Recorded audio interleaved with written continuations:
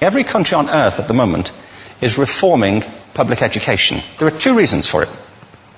The first of them is economic. People are trying to work out, how do we educate our children to take their place in the economies of the 21st century? How do we do that, given that we can't anticipate what the economy will look like at the end of next week, as the recent turmoil is demonstrating?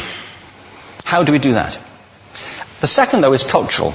Every country on earth is trying to figure out, how do we educate our children so they have a sense of cultural identity and so that we can pass on the cultural genes of our communities while being part of the process of globalization. How do we square that circle?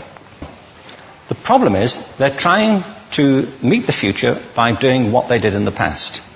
And on the way, they're alienating millions of kids who don't see any purpose in going to school. When we went to school, we were kept there with a story, which was if you worked hard and did well and got a college degree, you would have a job. Our kids don't believe that. And they're right not to, by the way. You're better having a degree than not, but it's not a guarantee anymore. And particularly not if the route to it marginalizes most of the things that you think are important about yourself. Some people say we have to raise standards as if this is a breakthrough.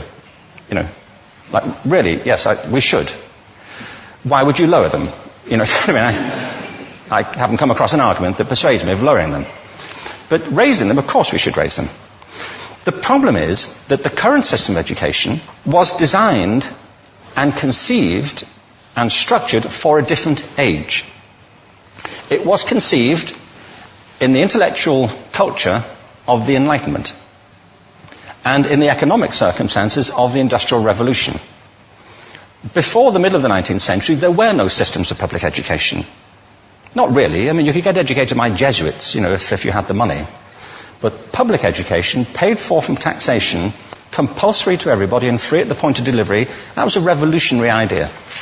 And many people objected to it. They said it's not possible for many street kids, working class children, to benefit from public education. They're incapable of learning to read and write, and why are we spending time on this?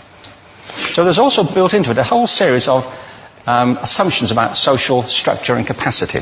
It was driven by an economic imperative of the time, but running right through it was an intellectual model of the mind, which was essentially the Enlightenment view of intelligence. That real intelligence consists in the capacity for a certain type of deductive reasoning and a knowledge of the classics originally, what we come to think of as academic ability. And this is deep in the gene pool of public education, that there are really two types of people, academic and non-academic, smart people and non-smart people. And the consequence of that is that many brilliant people think they're not, because they've been judged against this particular view of the mind. So we have twin pillars, economic and intellectual. And my view is that this model has caused chaos in many people's lives. It's been great for some. There have been people who have benefited wonderfully from it. But most people have not. Instead, they suffer this. This is the modern epidemic, and it's as misplaced and it's as fictitious. This is the plague of ADHD. Now, this is a map of the incidence of ADHD in America, or prescriptions for ADHD. Don't mistake me here. I don't mean to say there is no such thing as attention deficit disorder. I'm not qualified to say if there is such a thing.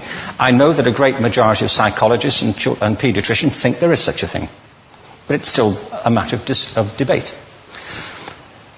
What I do know for a fact is it's not an epidemic.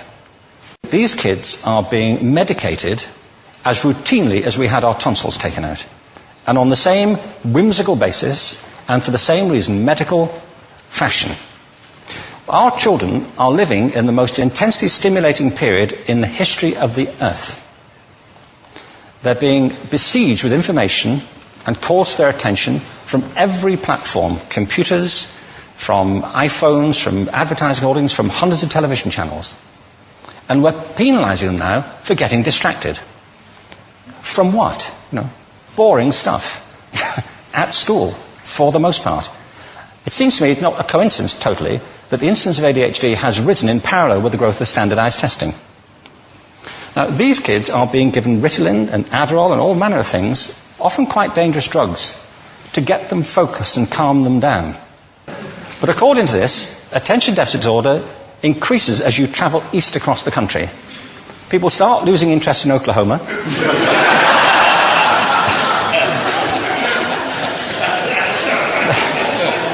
They can hardly think straight in Arkansas.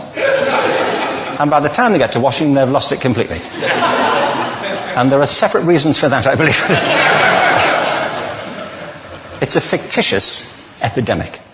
If you think of it, the arts, and I don't say this exclusively of the arts, I think it's also true of science and of maths, but I say about the arts particularly because they are the victims of this mentality currently, particularly. The arts especially address the idea of aesthetic experience. An aesthetic experience is one in which your senses are operating at their peak, when you're present in the current moment, when you're resonating with the excitement of this thing that you're experiencing, when you are fully alive. An anesthetic is when you shut your senses off and deaden yourself to what's happening. And a lot of these drugs are that. We're getting our children through education by anesthetizing them. And I think we should be doing the exact opposite. We shouldn't be putting them asleep. We should be waking them up to what they have inside of themselves. But the model we have is this. I believe we have a system of education that is modeled on the interests of industrialism and in the image of it. I'll give you a couple of examples. Schools are still pretty much organized on factory lines, ringing bells, separate facilities, specialized into separate subjects. We still educate children by batches. We put them through the system by age group. Why do we do that? Why is there this assumption that the most important thing kids have in common is how old they are? It's like the most important thing about them is their date of manufacture. You know what I mean? Well, I know kids who are much better than other kids at the same age in different disciplines, or at different times of the day, or better in smaller groups than in large groups, or sometimes they want to be on their own. If you're interested in the model of learning, you don't start from this production line mentality. It's essentially about conformity, and increasingly it's about that as you look at the growth of standardized testing and standardized curricula. And it's about standardization. I believe we've got to go in the exact opposite direction. That's what I mean about changing the paradigm. There was a great study done recently of divergent thinking. Published a couple of years ago. Divergent thinking isn't the same thing as creativity. I define creativity as the process of having original ideas that have value. Divergent thinking isn't a synonym, but it's an essential capacity for creativity. It's the ability to see lots of possible answers to a question, lots of possible ways of interpreting a question, to think what Edward de Bono would probably call laterally, to think not just in linear or convergent ways, to see multiple answers, not one. So, there are tests for this. One kind of cod example would be, people might be asked to say, how many uses can you think of for a paperclip? Well, those routine questions. Most people might come up with 10 or 15. People who are good at this might come up with 200. And they do that by saying, well, could the paperclip be 200 foot tall and be made out of foam rubber? Does it have to be a paperclip as we know it, Jim? Now, there are tests for this, and they gave them to 1,500 people. This is in a book called Breakpoint and Beyond.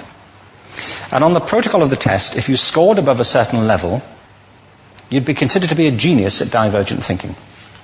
Okay? So my question to you is, what percentage of the people tested, of the 1,500, scored at genius level for divergent thinking? Now, you need to know one more thing about them. These were kindergarten children. So what do you think? What percentage at genius level? 80. 80, okay. 98%. Now, the thing about this was it was a longitudinal study.